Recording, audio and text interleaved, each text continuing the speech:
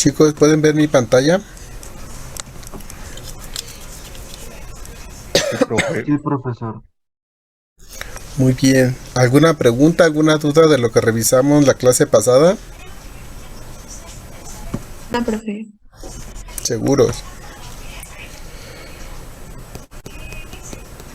A ver, díganme cuál es un estímulo que activa el sistema renina, angiotensina, aldosterona.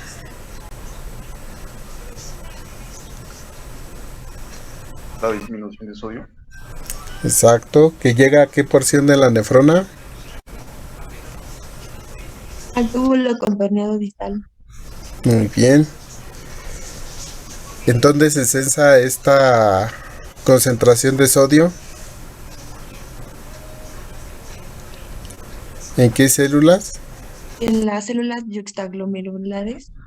Ajá, específicamente del túbulo contorneado distal, ¿en qué células se sensa?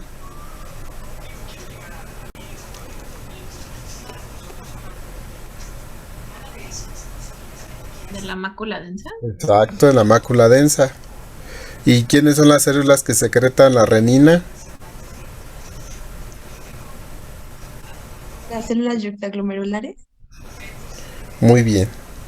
Entonces, ese es un estímulo que aumenta la síntesis de renina.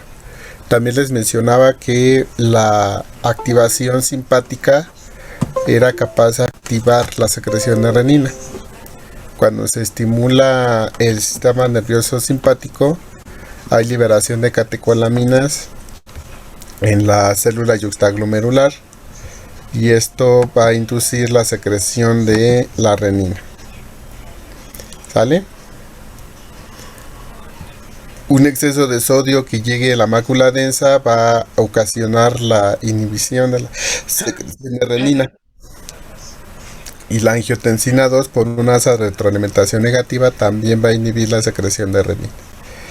Ok, entonces una vez que la renina es secretada hacia la circulación, esta es una proteasa que va a actuar sobre el angiotensinógeno y el angiotensinógeno se va a convertir por la acción de la renina en angiotensina 1. La angiotensina 1 es un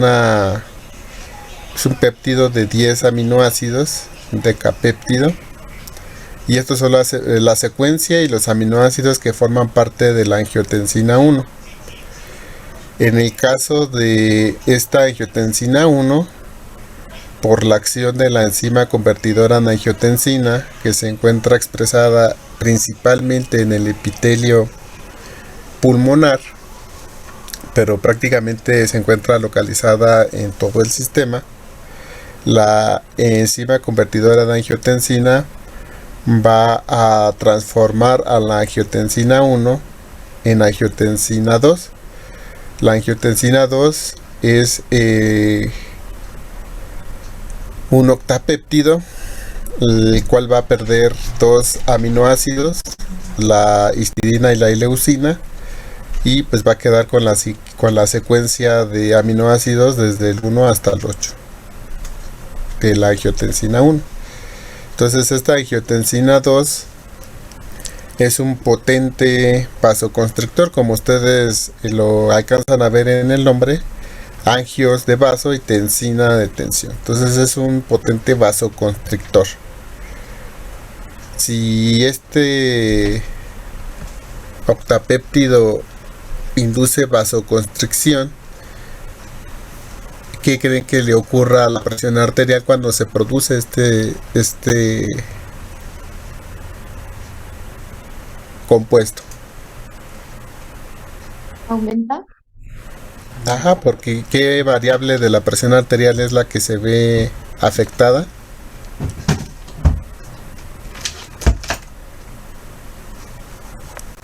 ¿El gasto cardíaco o la resistencia vascular periférica? La resistencia vascular. Perfecto, la resistencia vascular periférica. Este compuesto, la angiotensina, se puede unir a sus receptores.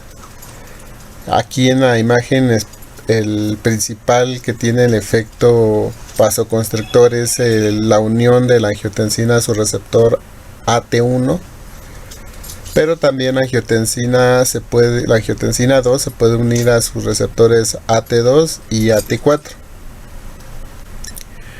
Esta es la vía principal de acción de la activación del sistema renina-angiotensina. Es importante destacar aquí que hay, además de la enzima convertidora de angiotensina que se encarga de transformar a la angiotensina 1 en angiotensina 2, se expresan otra isoforma de la enzima convertidora de angiotensina, que es la EK2 o AC2. Esta es otra isoforma de la enzima convertidora de angiotensina y puede inducir a la producción de otros péptidos diferentes de la angiotensina 2. Por ejemplo, en el caso de esta vía, la angiotensina 1 nada más perdería una leucina y se convertiría en angiotensina 1,9. O sea, esta denominación de 1,9 se refiere a la secuencia de aminoácidos. Entonces, la secuencia de la angiotensina 1,9 sería desde este residuo hasta la histidina. Y una vez que se convierte en angiotensina 1,9, la ECA o la enzima convertidora de angiotensina la puede transformar en angiotensina 1,7. También hay otras peptidasas, como por ejemplo la prolil carboxil peptidasa PCP, o endopeptidasas que se encuentran en la circulación, que son capaces también de actuar sobre angiotensina 1 o angiotensina 2 y transformarlas en un tipo de angiotensina, y voy a hacer énfasis en esta, la angiotensina 1,7, porque esta angiotensina tiene efectos importantes antihipertensivos. Por ejemplo, induce vasodilatación, favorece la síntesis de óxido nítrico, que como ya revisamos en las diapositivas anteriores, es un potente vasodilatador. Tiene actividad antiangiogénica. Perdón, aquí me faltó un acento. Antiangiogénica, y también tiene actividad antiproliferativa. Entonces, la síntesis de este péptido de angiotensina, el 1,7, por su acción sobre sus receptores MAS, así se llaman estos receptores, produce estos efectos que son opuestos a los que produce la angiotensina 2. ¿Sale? Además hay otras vías, como les digo, que pueden actuar sobre la angiotensina 1 o la angiotensina 2 y convertirlo en otros péptidos derivados de angiotensina 1. Por ejemplo, la angiotensina 2,11, la 2,8, la 3,8. No nos vamos a enfocar en estas. A mí me interesa que recuerden que por la acción de la ECA o la enzima convertidora de angiotensina isoforma 2, o por la acción de otras peptidasas, se puede obtener la angiotensina 1,7, que tiene actividad antihipertensiva. ¿Alguna pregunta?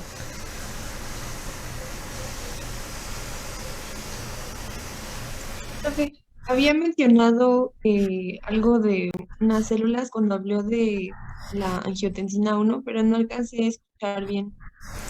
¿Lo podría repetir? A ver, había mencionado yo una célula. Ajá, dijo, esto se lleva a cabo en esta célula, pero no alcancé a escuchar bien. No, mencioné que la enzima convertidora de angiotensina se expresa en el epitelio de las células pulmonares. En el epitelio pulmonar es donde se expresa la ECA o la enzima convertidora de angiotensina, que es el principal sitio donde se expresa esta enzima, pero se puede localizar en todo el sistema. Pero en el epitelio pulmonar es donde se expresa con mayor densidad de esta enzima, la ECA o la enzima convertidora de angiotensina, que es la principal isoforma que se encarga de transformar la angiotensina 1 en angiotensina 2. Y bueno, aparte de esta isoforma que se expresa en el epitelio pulmonar, también está esta isoforma 2, la ECA2 o la enzima convertidora de angiotensina 2, y esta isoforma es capaz de producir otros derivados peptídicos que tienen funciones antihipertensivas importantes, por ejemplo la angiotensina 1,7. ¿A eso te referías? Sí, profe, muchas gracias. Ok. ¿Alguna otra pregunta?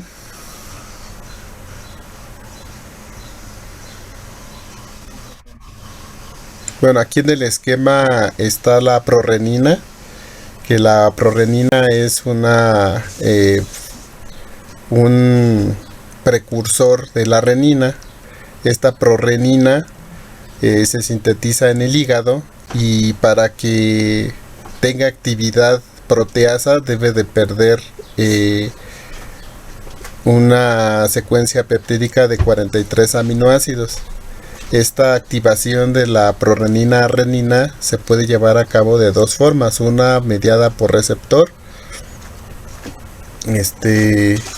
y otra por acción de peptidasas, pero sería el precursor, la prorrenina, el precursor de la renina.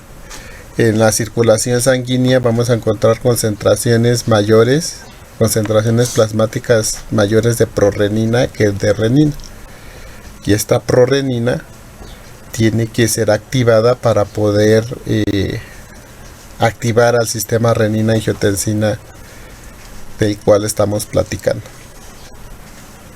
Esto lo vamos a ver más a detalle en diapositivas subsecuentes. ¿Preguntas?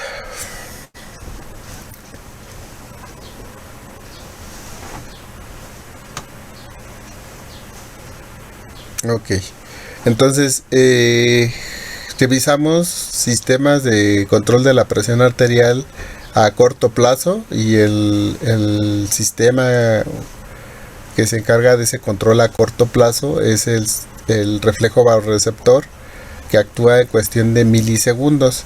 La activación de este sistema, que actúa a largo plazo, o me gustaría llamarlo también a mediano plazo, es que este sistema, cuando se activa, tiene efectos en cuestión de minutos para modular la presión arterial. Entonces, y cuando la angiotensina 1, cuando la angiotensina 2 actúa sobre las suprarrenales, activa la secreción de aldosterona, y entonces cuando ya implica la secreción de aldosterona, entonces se conoce como sistema renina-angiotensina-aldosterona. Como ya habíamos revisado anteriormente,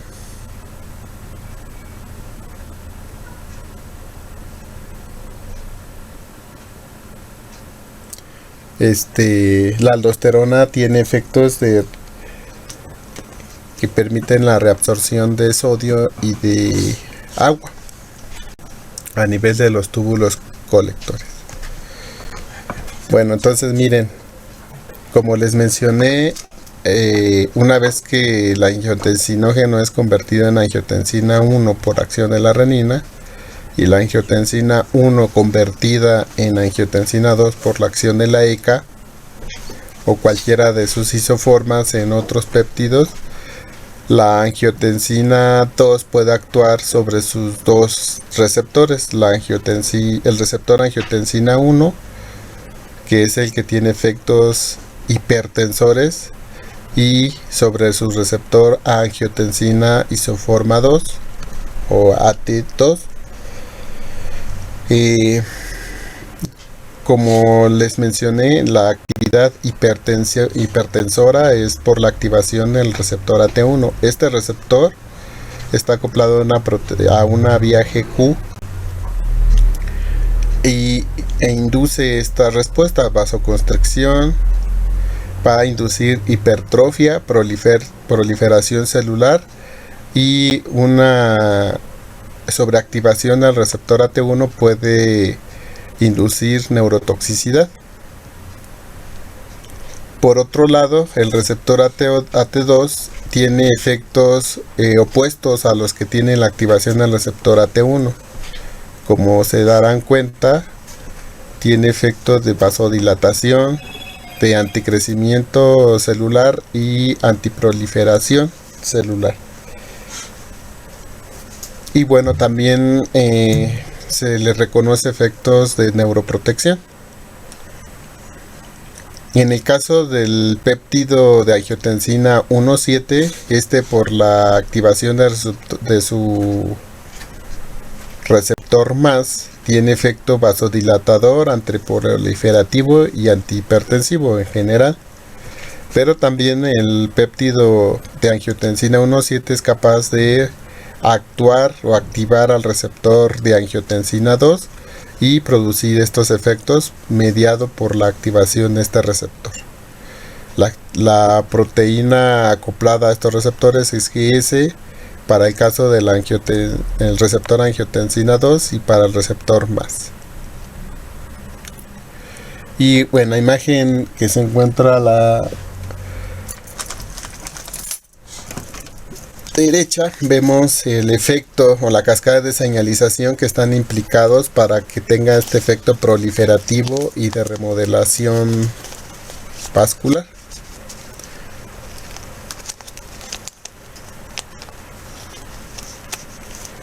Entonces vean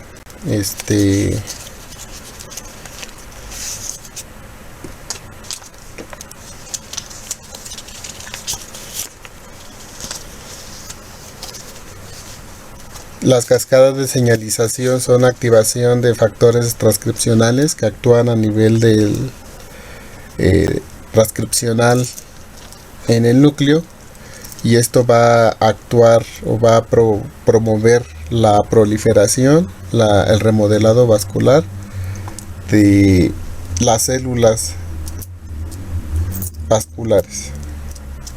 Entonces el efecto de la angiotensina 2 no solamente es inducir vasodilatación, vasoconstricción en el lecho vascular, sino también es capaz de activar cascadas de transcripción nuclear. ¿Alguna pregunta?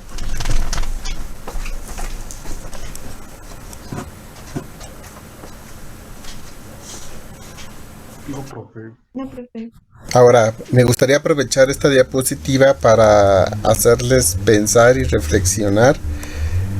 Y en el caso de que utilice un inhibidor de la ECA, que son fármacos que tienen actividad antihipertensiva porque evitan la síntesis de la angiotensina 2, al inhibir la ECA, los fármacos que actúan inhibiendo esta enzima, por ejemplo el captopril o los priles en general, cuando se utilizan evitan la síntesis de la angiotensina 2 y dejan libre la síntesis del péptido angiotensina 1,7. porque estos fármacos no actúan sobre la enzima convertidora de angiotensina isoforma 2. Entonces, un efecto adicional de los inhibidores de la ECA o los priles, además de inhibir esta enzima y evitar la síntesis de angiotensina 2, pues un efecto adicional es que se favorece la síntesis de péptidos y antihipertensivos como el de angiotensina 1,7. ¿Sí lo ven? Por otro lado, los antagonistas, bueno, también hay fármacos antihipertensivos que son antagonistas del receptor a angiotensina 1. También les puedes hablar de la función respecto de la bradicinina. Sí, también. Bueno, quería aprovechar esta para que vean también si bloqueo a los receptores a angiotensina 1. Hay fármacos que son los sartanes. Los sartán es uno de esos fármacos que bloquean al receptor angiotensina 1 y tienen 1000 veces más afinidad para bloquear a receptores AT1 que a los AT2. Entonces, cuando utilizo esos fármacos, los sartanes quedarían libres para que fueran estimulados por la angiotensina 2, los receptores AT2. Y esto traería efectos antihipertensivos adicionales al bloqueo de los receptores AT1. Ya no se inducirían estas respuestas por el bloqueo de los receptores, pero además la angiotensina 2 actuaría sobre los AT2. Y como les dice el doctor, esta enzima, la enzima convertidora de angiotensina 2, perdón, la enzima convertidora de angiotensina también es responsable de la degradación de la bradicinina. Entonces esta peptidasa laica también actúa inhibiendo a la bradicinina. La bradicinina es un potente vasodilatador que se tiene en el sistema. Cuando la ECA actúa sobre la bradicinina, la inactiva y entonces se pierde ese efecto vasodilatador de la bradicinina.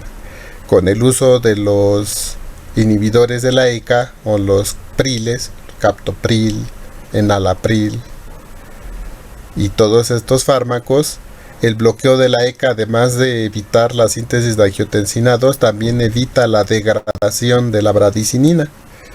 Y como les mencioné, la bradicinina es un potente vasodilatador. Entonces también tendría un efecto benéfico antihipertensivo en pacientes que son administrados con inhibidores de la ECA o con priles. ¿Me expliqué? Lo vamos a ver en otras diapositivas más adelante, pero quería aprovechar estas diapositivas para que vieran que los efectos de los fármacos antihipertensores, además de su mecanismo de acción, está asociado a que se asocian a otras vías que tienen efectos antihipertensivos. ¿Preguntas?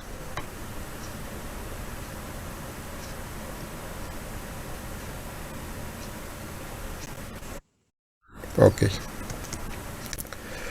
Entonces vean aquí, aquí convergiría el sistema renina-angiotensina hasta la aldosterona. Y como ya revisamos, la activación del sistema renina-angiotensina depende del sodio que se encuentra en el filtrado a nivel renal y también depende de la activación simpática. Entonces, cuando hay activación simpática o deficiencia de sodio en el túbulo contorneado distal, se activa la secreción de renina, que es lo que vemos en la flecha que les estoy mostrando. La renina actúa sobre el angiotensinógeno porque es una proteasa y le escinde dos aminoácidos y lo convierte en un angiotensina 1, que es un decapéptido. La ECA no le quita dos aminoácidos. No, sí me adelanté. La renina activa el angiotensinógeno y produce la angiotensina 1, que es un decapéptido. La ECA le escinde 2 aminoácidos a la angiotensina 1 y lo transforma o lo convierte en angiotensina 2. Y la angiotensina 2 tiene varios blancos farmacológicos. La angiotensina 2, como ya lo revisamos por su nombre, actúa sobre vasos e induce la vasoconstricción, y esto aumentaría la resistencia periférica y de ahí la presión arterial. Pero también la angiotensina 2 tiene efectos o actúa a nivel de las terminaciones simpáticas, y la angiotensina 2 va a favorecer una mayor liberación de noradrenalina en el caso de las terminaciones simpáticas. Entonces, al favorecer una mayor liberación de noradrenalina, pues también induciría en el caso de los vasos, contracción de los vasos sanguíneos, y esto aumentaría la resistencia periférica y también incidiría en el aumento de la presión arterial. En el corazón también aumentaría la secreción de noradrenalina, y en el corazón tendría efectos trópicos positivos, y entre otros efectos induciría un aumento en el gasto cardíaco, y como revisamos al inicio del tema, este aumento en el gasto cardíaco también aumentaría la presión arterial. Otro efecto que tiene la angiotensina 2 es que puede actuar sobre las suprarrenales, y en el caso de las suprarrenales induciría la liberación de aldosterona o la secreción de aldosterona. La síntesis de aldosterona. Y la aldosterona actuaría en el túbulo contorneado, en el túbulo colector, y en el túbulo colector ya revisamos las acciones que tiene la aldosterona, que estarían encaminadas a una mayor reabsorción de sodio, y esto aumentaría el volumen sanguíneo, y el aumento en el volumen sanguíneo aumentaría el gasto cardíaco y por lo tanto también la presión arterial. Entonces, en este esquema ya estaría integrado el sistema renina-angiotensina aldosterona.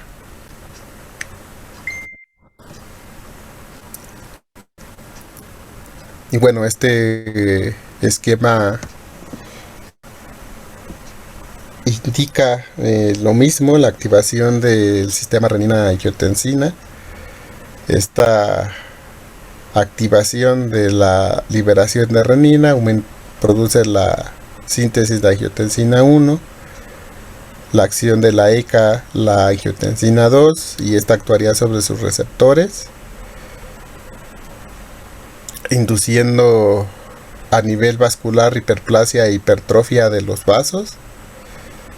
De forma directa induce vasoconstricción y favorece la liberación de noradrenalina de los nervios simpáticos, como se los acabo de mencionar.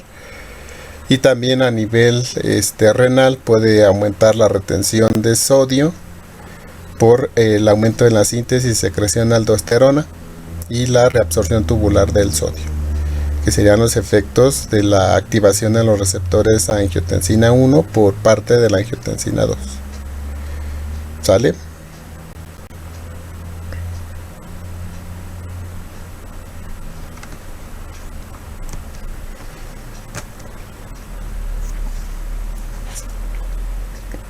Bueno, esto nada más para en forma de resumen, el descenso en la presión arterial, que sería un estímulo para la síntesis de renina. Esta, una vez activada en la circulación, actuaría sobre el angiotensinógeno. Se promueve la síntesis de angiotensina 1. La enzima convertidora de angiotensina actúa sobre la angiotensina 1 para convertirla en angiotensina 2. La angiotensina 2, por todos sus blancos moleculares donde actúa, aumenta la presión arterial por su acción en los vasos, en los nervios simpáticos, aumentando la secreción de noradrenalina, y por su efecto liberador de noradrenalina en el corazón incrementa el gasto cardíaco y todos los efectos trópicos positivos. Y a nivel renal, angiotensina 2 aumenta la síntesis y liberación de la aldosterona. La aldosterona, el nivel renal, a nivel de los túbulos colectores, favorece la retención de sodio y agua. Esto aumenta el gasto cardíaco y por lo tanto aumenta la presión arterial. Ustedes ya se acordarán de esta diapositiva, y pues son los efectos que tiene la aldosterona una vez que es sintetizada y liberada, y su acción, esta sería su acción en el túbulo colector y en la última porción del túbulo distal, contorneado distal. Y pues como les mencioné ya en su momento, la aldosterona por la activación del receptor a mineralocorticoides induce la transcripción génica de proteínas inducidas por la aldosterona, significa AIP, y pues entre todas las funciones que realiza está la activación de los canales de sodio epiteliales, la inhibición de la eliminación de los canales de sodio epiteliales, la síntesis de nuevos canales de sodio, la activación de la bomba sodio-potasio ATPasa, la redistribución de la bomba en la membrana vasolateral, la síntesis de nuevas bombas, el incremento en la permeabilidad de cationes, en el caso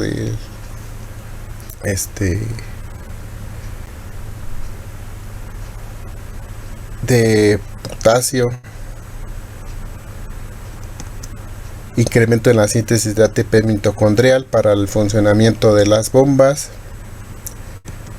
que fue lo que revisamos en el tema anterior.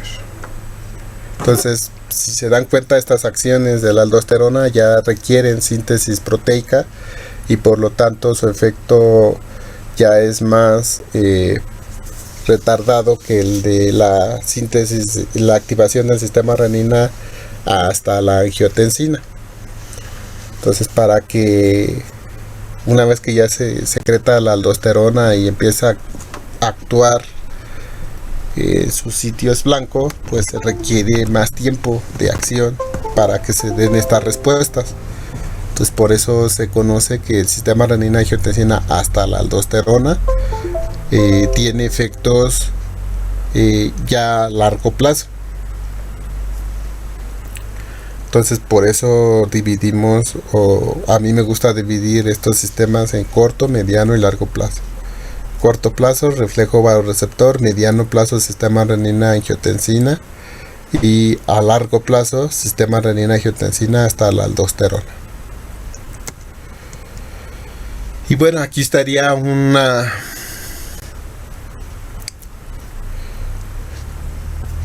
diapositiva donde integra toda esta información que acabamos de revisar. Esa es la respuesta mediada por el sistema renina-angiotensina-aldosterona.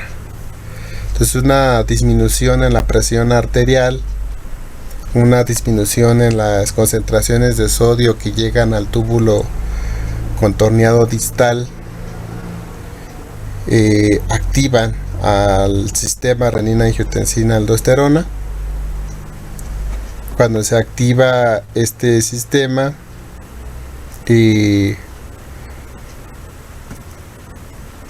por un lado se favorece se favorece la actividad simpática del sistema nervioso simpático. Esta actividad del sistema nervioso simpático va a promover la activación de receptores beta 1 en el corazón, y entre otros efectos, esta activación beta 1 en el corazón va a incrementar la frecuencia cardíaca, por lo tanto el gasto cardíaco, y este incremento de gasto cardíaco incrementa la presión arterial. Por otro lado, la activación simpática también produce liberación de noradrenalina en los vasos. Esta actúa sobre los receptores alfa 1 que están acoplados a proteína GQ. Activa adrenoreceptores del músculo liso vascular. Esto induce vasoconstricción.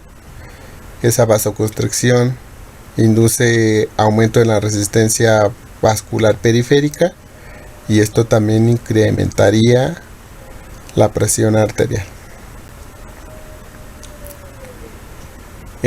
La disminución en la presión arterial o la hipotensión va a disminuir el flujo sanguíneo renal, y la disminución del flujo sanguíneo renal también es un estímulo para la secreción de renina, y también disminuye la tasa de filtración glomerular. Al disminuir la presión arterial, pues hay menos fuerza de presión y hay menor filtración en los glomérulos, y pues esto también va a aumentar la retención de sodio y agua. La síntesis de renina, como ya lo revisamos, va a activar el sistema renina-angiotensina. Se va a sintetizar la angiotensina 2. La angiotensina 2 en vasos va a inducir vasoconstricción. Esto va a aumentar la resistencia vascular periférica y esto va a incrementar la presión arterial. La angiotensina 2 también a nivel de las suprarrenales puede aumentar la síntesis y liberación de aldosterona. La aldosterona favorece la retención de sodio y agua. Esto produce un incremento en el volumen sanguíneo por esta retención de sodio y agua, y este incremento en el volumen sanguíneo va a aumentar el gasto cardíaco, y el gasto cardíaco incrementado está asociado a un incremento de la presión arterial. Entonces esta diapositiva resume todo lo que revisamos en diapositivas anteriores. ¿Alguna pregunta?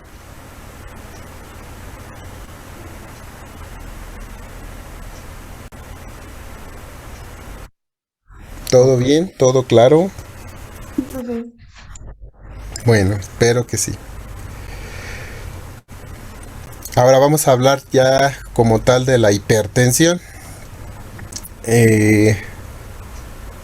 La hipertensión es un estado, se le conoce al incremento sostenido de la presión arterial, que tiene valores mayores de 140 milímetros de mercurio de presión sistólica y mayores de 90 en la presión diastólica. Hay varios criterios que se utilizan para definir el estado hipertensivo en sujetos adultos. Esta tabla que les presento es de Goodman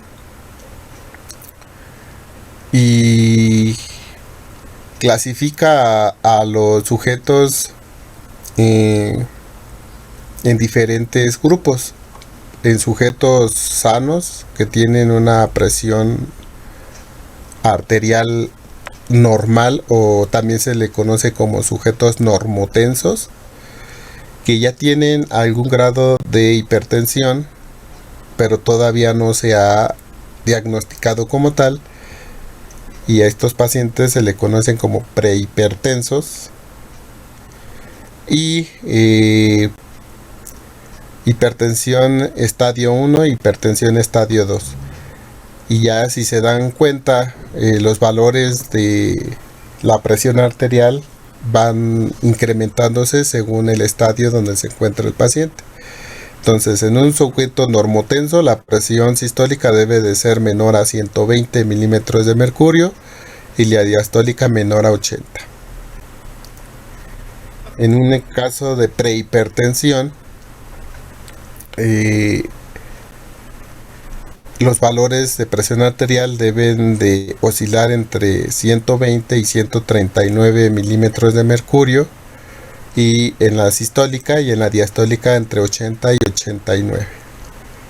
En el caso de la hipertensión estadio 1, los valores van de 140 a 159 milímetros de mercurio y en la diastólica de 90 a 99. Y en un sujeto hipertenso estadio 2, pues miren, la presión arterial sistólica es mayor o igual a 160 milímetros de mercurio. Y la presión diastólica mayor o igual a 100 milímetros de mercurio.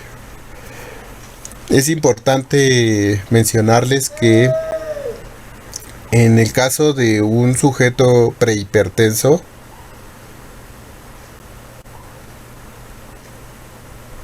la dieta, hacer ejercicio y disminuir el consumo de sal y el consumo de tabaco lo puede regresar a un estado normotenso.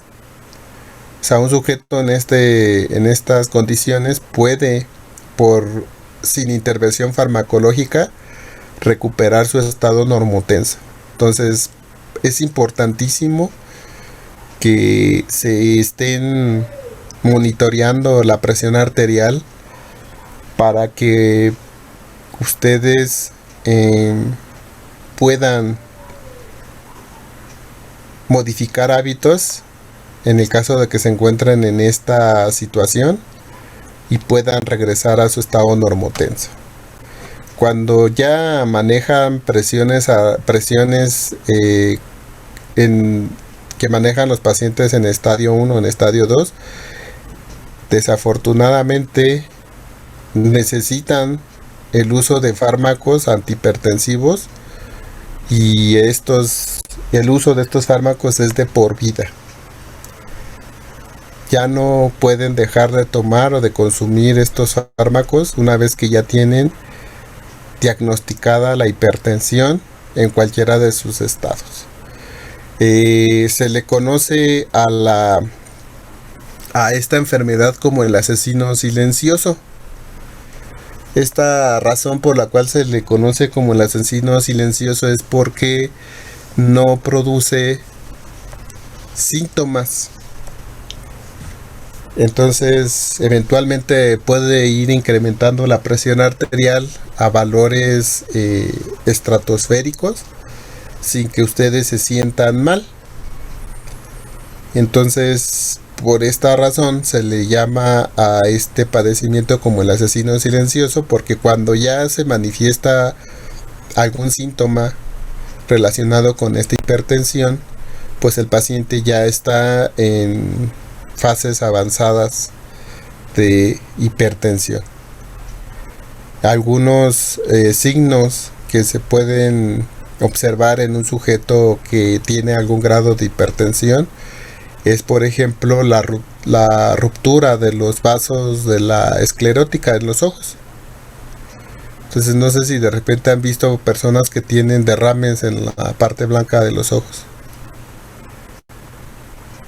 Cuando esto es evidente, cuando alguien puede ver en otra persona que ya trae derrames en los ojos, pues es una advertencia de que posiblemente tenga presión arterial elevada. También puede traer conjuntivitis. Ajá, pues es una posibilidad de que tenga hipertensión. Ajá. En estos valores de presión arterial en sujetos hipertensos en estadio 2 no son valores, bueno, este es el criterio para diagnosticarlos y para clasificarlos en este tipo de hipertensión, pero la presión arterial puede modificarse abruptamente y en algunos sujetos pueden ocurrir crisis hipertensivas, donde la presión arterial son mayores de 180 milímetros de mercurio en la sistólica y mayores a 110 en la diastólica. Cuando una persona, un sujeto tiene crisis hipertensiva, puede inducir derrames cerebrales, como lo vamos a ver más adelante, puede inducir infartos al miocardio. Entonces, puede empeorar, el diagnóstico puede ser peor si el sujeto no se controla esa presión arterial. Miren, en la población, esta es la encuesta nacional de salud, me parece que es la 2018, sí, miren, la 2018. Cada 6 años se hace una encuesta nacional de salud y se evalúa la salud de la población de México y vean, este es el porcentaje de hipertensión en la población de 20 años a más que tienen diagnóstico previo de hipertensión, y esto es por género, femenino y masculino. Y vean, para el 2012 había 9.3 millones de personas en el país hipertensas. Para el 2018, vean,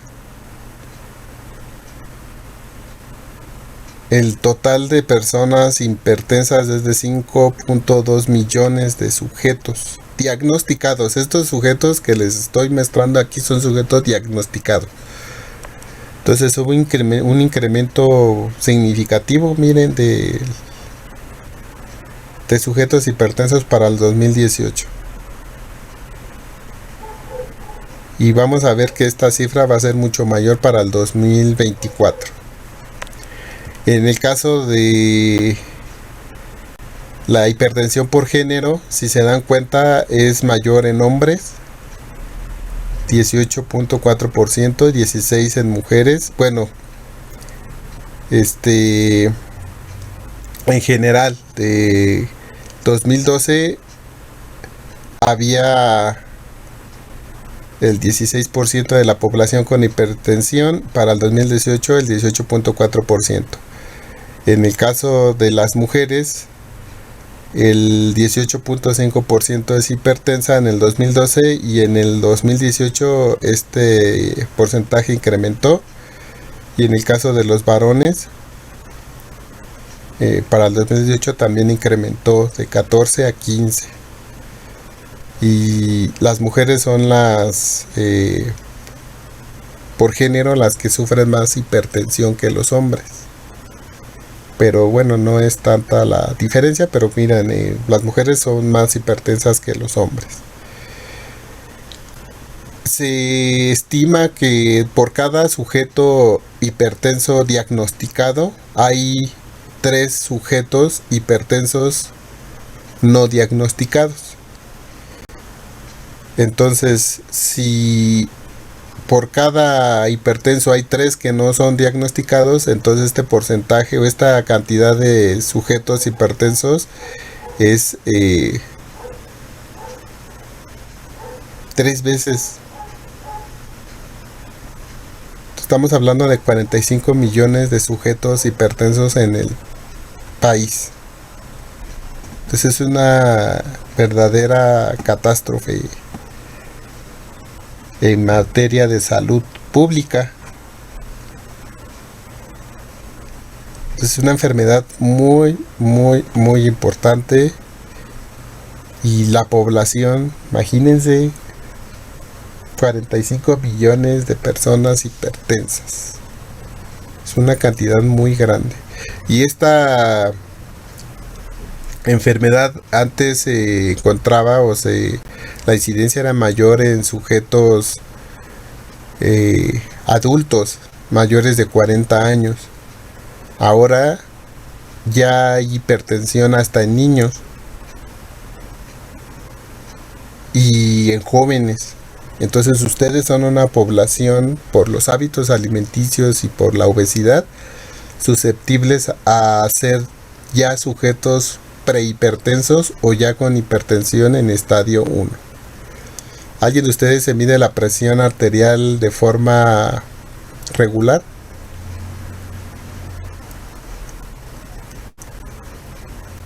No. No, ¿verdad? No. Ustedes andan por la vida pensando que están sanos, pero no saben.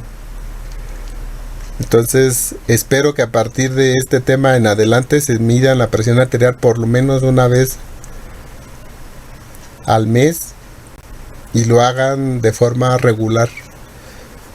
Porque si nos encontramos en esta etapa, pues podemos regresar a ser normotensos con pura dieta y cambio de hábitos alimenticios. Vean, la hipertensión general, el 90% de la población es hipertensión esencial. Se le conoce como hipertensión es el 90% de los hipertensos. Hipertensos, sí. No de la población. De la población hipertensa. Ajá. No lo dije bien. Sí, el 90% de los sujetos diagnosticados como hipertensos tienen hipertensión esencial. Y esta hipertensión esencial se refiere a que se desconoce el origen de esta hipertensión.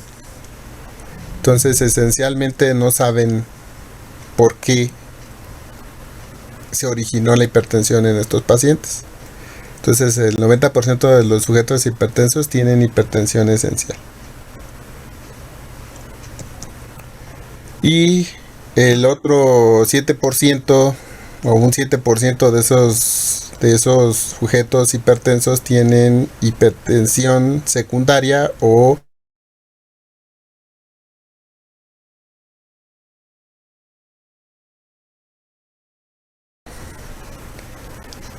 la hipertensión esencial de esta población de sujetos hipertensos está asociada a un consumo excesivo de sal.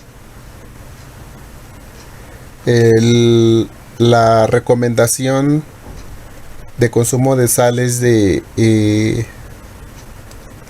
2 gramos al día de sal máximo.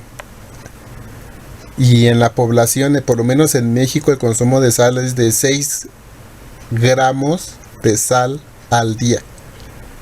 En los sujetos en general. Entonces la recomendación es de 2 gramos al día y en México se consume en promedio 6 gramos de sal al día. ¿Cuántas veces estamos consumiendo el triple de sal de lo que deberíamos de consumir? Entonces este exceso en el consumo de sodio está asociado a este tipo de hipertensión esencial. Por eso ahora está prohibido que haya saleros en las mesas de los restaurantes para evitar el consumo de sal en la población. De hecho es una ley, no puede haber saleros en las mesas. El consumo de tabaco también está asociado a este tipo de hipertensión.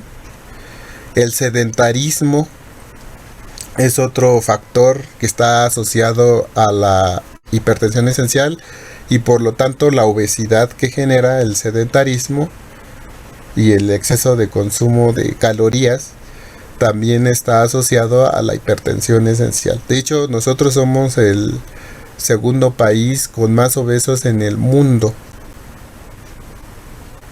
Atrasito, por unos cuantos gordos nos ganan los estadounidenses. Pero estamos así, peleándonos el primer lugar con Estados Unidos en población obesa. Y somos el primer lugar mundial de obesidad infantil.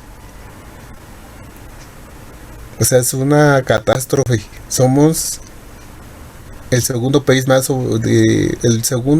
con más obesidad en el mundo en adultos y el primer lugar mundial en obesos en niños. Y entonces esta obesidad obviamente pues está asociada a que haya mayor probabilidad de hipertensiones, población infantil y población joven. Está asociada a factores genéticos. Es una enfermedad que si tu padre o madre son hipertensos, lo más probable es que tú también tengas hipertensión o seas susceptible de desarrollar hipertensión. o tus abuelos, si son hipertensos, tú también tienes la probabilidad de ser hipertenso. Dentro de esta hipertensión esencial se puede dividir en dos tipos. La hipertensión de gasto alto. Esta hipertensión de gasto alto se refiere a hipertensión producida por un incremento en el gasto cardíaco con una resistencia vascular periférica normal, fisiológica. Por lo general, este tipo de hipertensión de gasto alto es más la hipertensión basada en incremento de la resistencia vascular periférica. Acá en este tipo de hipertensión el gasto cardíaco es normal y lo que está incrementado es la resistencia vascular periférica. Por lo general, esta hipertensión de resistencia vascular periférica incrementada se da en sujetos de edad avanzada o en ancianos.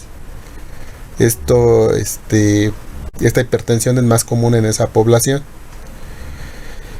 Y bueno, la hipertensión secundaria puede deberse a otras patologías, como les mencioné. Puede haber hipertensión renal o hipertensión por alteraciones hormonales. Esta hipertensión primaria o esencial, que es la que les acabo de explicar, está asociada a todos estos factores, como la diapositiva lo menciona: consumo alto de sodio, bajo consumo de potasio, factores genéticos, estrés psicológico, una desregulación de la división simpática o del sistema nervioso autónomo simpático. Todos estos factores pueden aumentar los factores que están asociados a la presión arterial, el volumen circulatorio, la estimulación cardíaca. Todos estos factores, la estimulación cardíaca obviamente aumentaría el gasto cardíaco, y como ya vimos, esto produce hipertensión. El volumen circulatorio total también aumentaría por este consumo excesivo de sal o por factores genéticos asociados. Esto también aumentaría el gasto cardíaco y también aumentaría la presión arterial. El consumo de sal también está asociado a la vasoconstricción. Permítame un momento.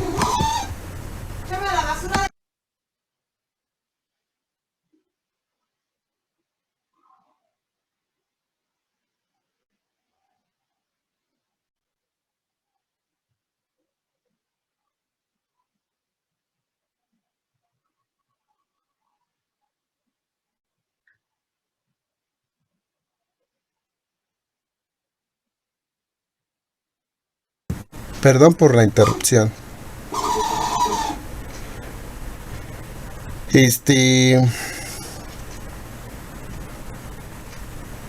El alto contenido de calcio o la alta concentración de calcio en los vasos, en el músculo liso de los vasos, también puede estar asociado a vasoconstricción. Esta vasoconstricción, como ya vimos, aumenta la resistencia vascular periférica, y este aumento de la resistencia vascular periférica pues está asociado a la hipertensión. Esto es lo que les traté de explicar con estos factores. Y en el caso de la hipertensión secundaria asociados, que está asociada a alguna patología, por ejemplo la hipertensión renal. En esta hipertensión renal puede estar ocasionada por estenosis de la arteria renal. La estenosis es la formación de placas. ¿Se acuerdan de la acumulación de lípidos en las arterias coronarias que producía las placas arteriomatosas por el exceso de LDL? pues esto no solamente puede ocurrir en las arterias coronarias, también ocurre en las arterias renales, las que alimentan al riñón. Entonces esta estenosis o esta acumulación de lípidos en la arteria renal puede producir isquemia renal, y esto inducir la secreción o la activación de renina, y pues se activaría el sistema renina-angiotensina que acabamos de revisar, y la cascada de señalización de la activación de esta vía, que aumentaría la resistencia vascular periférica y el gasto cardíaco. Y vean, en el caso de los sujetos con hipertensión secundaria, el 7% se debe a hipertensión renal. Enfermedades renales también están asociadas a la insuficiencia renal, por ejemplo, es una patología que también está asociada a hipertensión. La diabetes mellitus también induce daño en los glomérulos, como lo vamos a ver más adelante, y ese daño en los glomérulos induce insuficiencia renal. Entonces la diabetes también está asociada a esto, a un daño en los riñones, que aumenta la retención de sodio y por lo tanto el gasto cardíaco y el volumen circulatorio total, y pues está asociado a hipertensión. Entonces lo vamos a ver con detalle cuando veamos cuando veamos diabéticos o diabetes o hiperglucemia. Y la hiperglucemia, uno de sus efectos en la salud es que daña los glomérulos y en general todos las células renales. La misma hipertensión puede inducir daño a nivel de los glomérulos y dañar, lo vamos a ver más adelante, llevar al riñón a un estado de insuficiencia renal, y pues esto sería un círculo vicioso de hipertensión. La hipertensión hormonal también está asociada a una desbalance de hormonas en el sistema. Por ejemplo, tumores secretores de ACTH podrían aumentar las concentraciones de mineralocorticoides, y los mineralocorticoides, como la aldosterona, aumentar el volumen circulatorio efectivo, el gasto cardíaco y por lo tanto la presión arterial. Tumores en la corteza adrenal,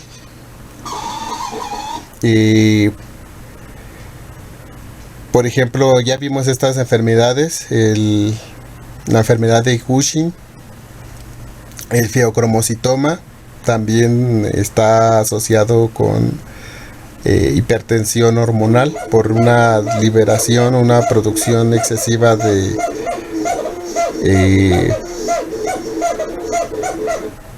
catecolaminas como la adrenalina y la noradrenalina, que como pues ya vemos pueden producir resistencia vascular periférica incrementada y gasto cardíaco incrementado.